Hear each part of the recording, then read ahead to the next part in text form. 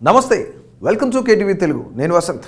Machine 2024 విజేతలు ఎవరో కార్యక్రమంలో ఉమ్మడి విశాఖ జిల్లాలోనే అనకాపల్లి నియోజకవర్గానికి ఓ ప్రత్యేకత ఉంది. ఉద్దండులు అక్కడి నుంచే రాజకీయాల్లో కీలక పాత్ర పోషించారు. అందుకే ఈ స్థానంపై ప్రత్యేక ఆసక్తి ఉంది. ప్రస్తుతం మంత్రి గుడివాడ అమర్నాథ్ ప్రాతినిధ్యం వహిస్తున్నారు. మరి ఆయన అనకాపల్లి వైసీపీకి కంచుకోటగా మార్చారా, లేకపోతే కలగాపులగం చేశారా అంటే ఆయన వచ్చే ఎన్నికల్లో వేరే సీటు నుంచి పోటీ చేయాలని నిర్ణయించుకోవడంతోనే సమాధానం లభిస్తుంది. టీడీపీ జనసేన కలవడంతో ఫలితం ఏకపక్షమవుతుందన్న అంచనాలు ప్రారంభమయ్యాయి. గ్రేటర్ విశాఖలో Anakapalli seat hot favourite. Anakapalli town తో పాటు కసింకోట, అనకాపల్లి రూరల్ గ్రామాలు ఈ నియోజకవర్గ పరిధిలోకి వస్తాయి. ఇక్కడ కాపు, గవర ప్రధాన సామాజిక వర్గాలుగా ఉన్నాయి. ఇప్పటిదాకా అనకాపల్లి రాజకీయాల్లో ఈ సామాజిక వర్గ నేతల ఆధిపత్యమే కొనసాగుతూ వస్తోంది. 1952లో ఏర్పడిన అనకాపల్లి నియోజకవర్గం తెలుగుదేశం పార్టీ ఆవిర్భవించిన తర్వాత పసుపు పార్టీకి కంచుకోటగా మారిపోయింది. అలా 2004 దాకా అనకాపల్లిలో పసుపు జెండా మాత్రమే ఎగిరింది. 2004 ఎన్నికల్లో దశాబ్దాల తర్వాత కాంగ్రెస్ జెండా ఎగిరింది. ఆ తర్వాత జరిగిన ప్రతి ఎన్నికల్లో కొత్త పార్టీ అభ్యర్థులకు పట్టం కడుతూ వస్తున్నారు ఇక్కడి ఓటర్లు. మాజీ మంత్రులు కొనతాల రామకృష్ణ, దాడి వీరభద్రారావు సుదీర్ఘకాలం రాజకీయ ప్రత్యర్థులుగా కొనసాగారు. అనకాపల్లి టీడీపీ కంచుకోటగా ఉన్న టైంలో దాడి వీరభద్రారావు వరుసగా 4 సార్లు ఎమ్మెల్యేగా గెలిచారు. 2004లో కాంగ్రెస్ తరపున కొనతాల రామకృష్ణ ఎమ్మెల్యేగా గెలిచారు. 2009 ఎన్నికల్లో ప్రజారాజ్యం తరపున గంటా శ్రీనివాసరావు గెలిచారు. నాన్ లోకల్ అయినప్పటికీ కాపు ఫ్యాక్టర్తో ఆయన విజయం సాధించారు. కాంగ్రెస్ హయాంలో గంటాకు మంత్రిగా అవకాశం రావడంతో నియోజకవర్గంపై ఆయన పట్టు పెరిగింది. ఇదే సమయంలో కొనతాల, దాడి కుటుంబాల ప్రభావం తగ్గుతూ వచ్చింది. గంటా అనకాపల్లిని వదిలేసి వెళ్లినా దాడి వీరభద్రరావు, కొనతాల రామకృష్ణ రాజకీయంగా ప్రభావం చూపలేకపోయారు. దాడి తెలుగుదేశం నుంచి వైసీపీ తీర్థం పుచ్చుకోగా కొనతాల ఎటూ తేల్చుకోలేక తెలుగుదేశానికి మద్దతుగా నిలబడ్డారు. ఇక 2014 ఎన్నికల్లో టీడీపీ తరపున బరిలోకి దిగిన పీలా గోవింద సత్యనారాయణ ఎమ్మెల్యేగా గెలిచారు. ఆయన గెలుపులో కాపు ఓటర్లు కీలకంగా ఉన్నారనే టాక్ ఉంది. 2019 ఎన్నికల్లో మాత్రం అనకాపల్లిలో వైసీపీ వేవ్ కనిపించింది.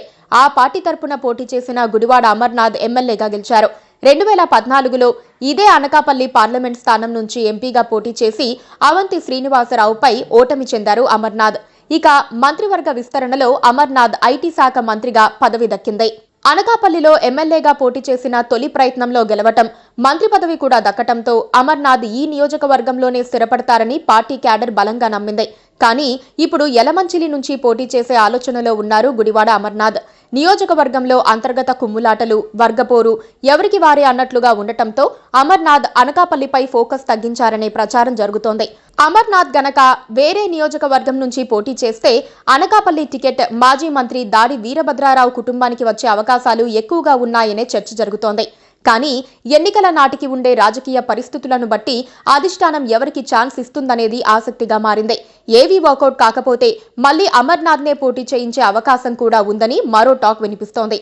కానీ దాడి ఫ్యామిలీని జగన్ అసలు పరిగణలోకి తీసుకోవటం లేదు.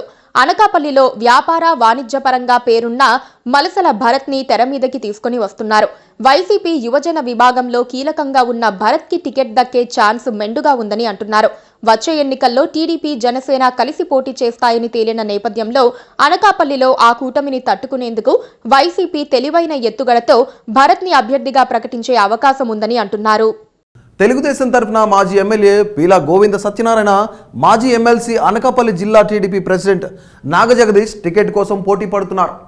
పీలా గోవింద్ ఇప్పటికే నియోజకవర్గంలో విస్తృతంగా పర్యటిస్తున్నారు. పార్టీ ముఖ్య నేతల ఇళ్లకు వెళ్లి మరీ కలుస్తున్నారు. మార్నింగ్ కాఫీ విత్ కేడర్ పేరుతో ఓ ప్రోగ్రాం కూడా మొదలుపెట్టారు. అనకాపల్లిలో జనసేన పార్టీ స్టాండ్ కీలకంగా మారబోతోంది. పవన్ పార్టీ ఈసారి గెలుపోటములపై ప్రభావం చూపే స్థాయిలో ఉందని తెలుగు తమ్ముళ్లలో చర్చ జరుగుతోంది. గత ఎన్నికల్లో అమర్నాథ్కు 8,000 ఓట్లు మెజార్టీ వస్తే జనసేన అభ్యర్థికి 12,000 ఓట్లు వచ్చాయి. మొత్తంగా అనకాపల్లిలో గుడివాడ అమర్నాథ్ పెద్దగా చేసిందేమీ లేకపోవడంతో వైసీపీ వెనుకబడిపోయిందన్న అభిప్రాయం వినిపిస్తోంది.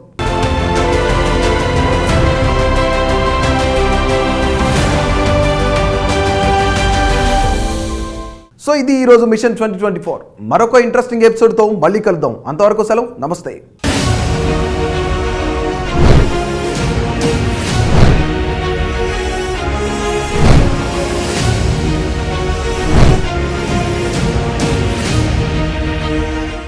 Please subscribe to